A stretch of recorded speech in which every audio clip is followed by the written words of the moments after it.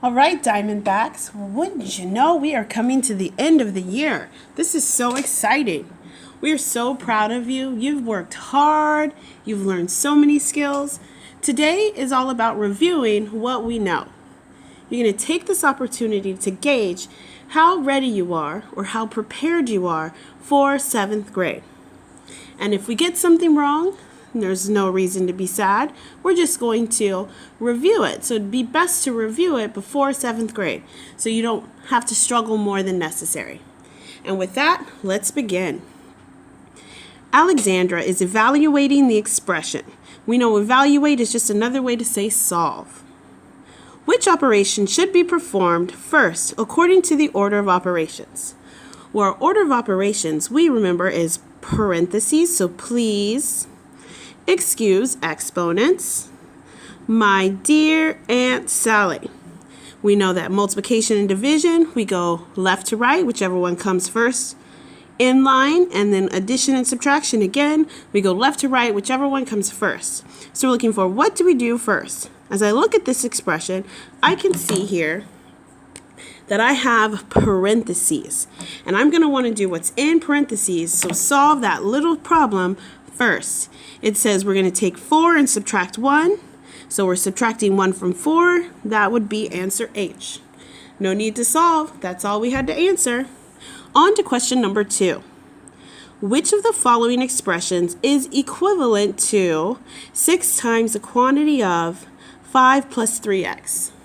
We know equivalent simply means equal to. So for myself, I like to put an equal sign up under it to help me remember that I'm looking for which one is equal to the expression I'm given.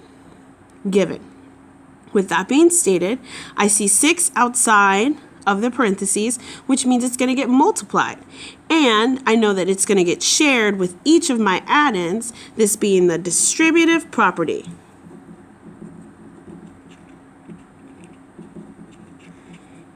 So with that, 6 times 5 is 30, so I can take off B and D, and 6 times 3x is 18x.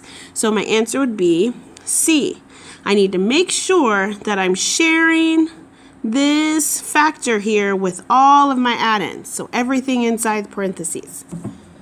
All right, on to number 3.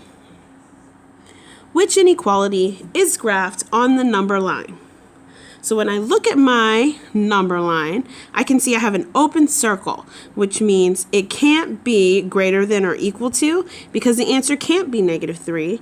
And it also can't be less than or equal to, because again, this little half equal sign says that that the number would be equal to -3. And because it's an open circle, I know that it can't be that number. In this case, I can see my arrow going to the right, and I know all the numbers going to the right are larger than the numbers on the left-hand side. So that means it's got to be getting bigger. So I'm looking for greater than, which leaves me with F. X needs to be all the numbers that are greater than or more than -3. And now to number 4. What is the area of the triangle shown below?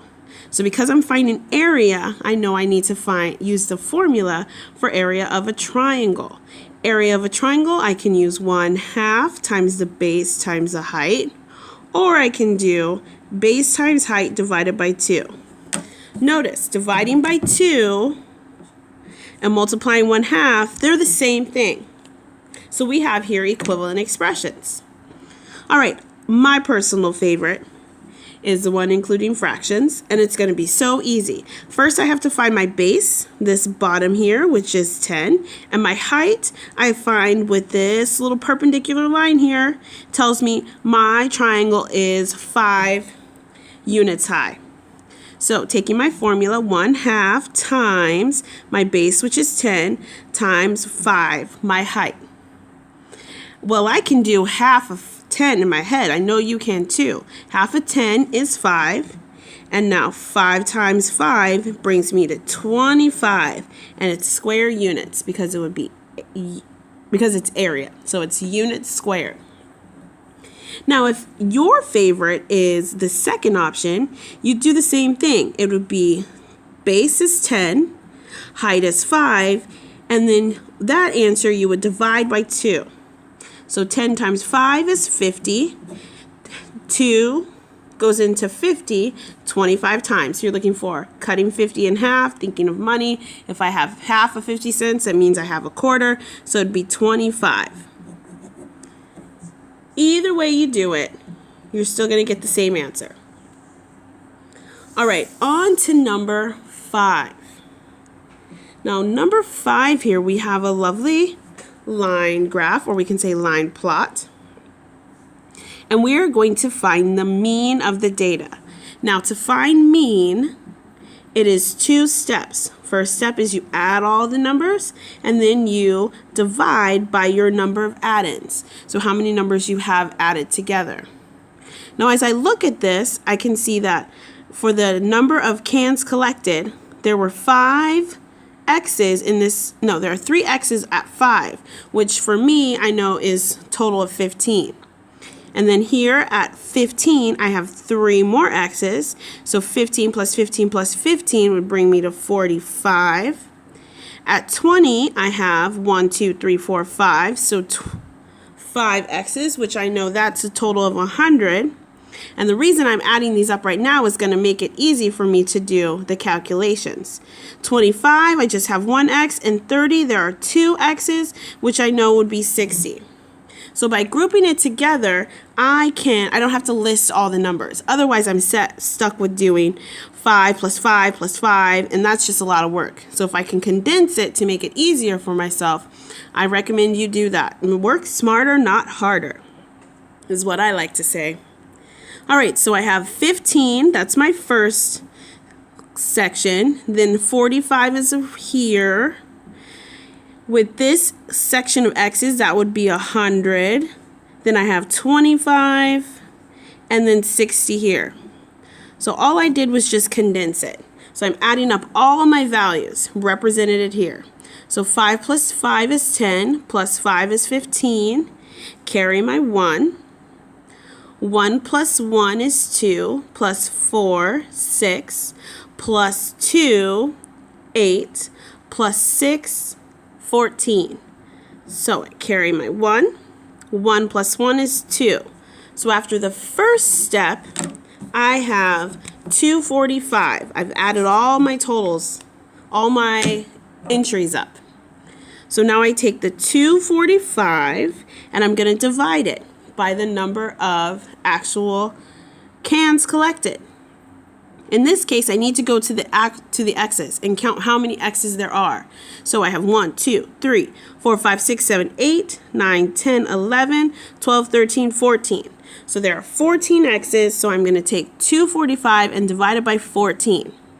Now I know you're probably tempted to use a calculator, and you can if you have one, but if not, don't worry. Your brain is a calculator. Use it. We have long division here. 14 goes into 24 one time for 14, with 10 left over, bringing down my 5. Next, 14 goes into 105. It does. We know it does. We're just wondering how many times. Now, in this case, I'm looking at my answer choices, and I can see in the second digit, I have 15, a 5, a 7, a 2, and a 5. If I'm not sure, I can use that as a gauge. But I think I'm going to try 5. So let me try 14 times 5. 14 times 5. 5 times 4 is 20. Carry the 2. 5 times 1 is 5. Plus 2 is 7. So 70. Not quite. So now I'm going to go to 17. So I'm going to try 7. So 14 times 7. 7 times 4, 28. Carry the 2. 7 times 1 is 7. Plus 2 is 9. Ding, ding, ding. 98. I'm not going to get any closer than that. So now I have 7 and 98. Now you, of course, can continue doing the work where you find the difference. In this case, it would be 7 after you borrowed and all that. You would have 7 left over. Then you put in a decimal point naturally, beam it up in your answer, fill in a placeholder, and bring it down. And then as you can see, you already have the answer here 5. Hence why I don't like to erase my side work, because if I erase it, then I have to do the problem all over again, and that's just extra work. Again, we want to work smarter, not harder. So, comes out evenly. My answer is B. The mean, so the average of the number of cans collected would be 17.5. Now on to days to sell homes. All right, what is the third and first quartile of the data? We're looking at a box plot or a box and whiskers plot. And as we've learned before, at the end of one of our box plots, we're going to find the end of quartile 1. And on the other end of the box plot, we're going to find the end of quartile 3. So this is just remembering how to read a box plot. So at the end of quartile 1, I can see it's halfway between 20 and 40, which means it's 30. And then here at the end of quartile, at the beginning of end of quartile 3, we have 80. So I'm listing it in order from the third to the first. That means it would be 80 to 30. So correct answer D. All right, well, that's the first third of the test. Check to see how you did.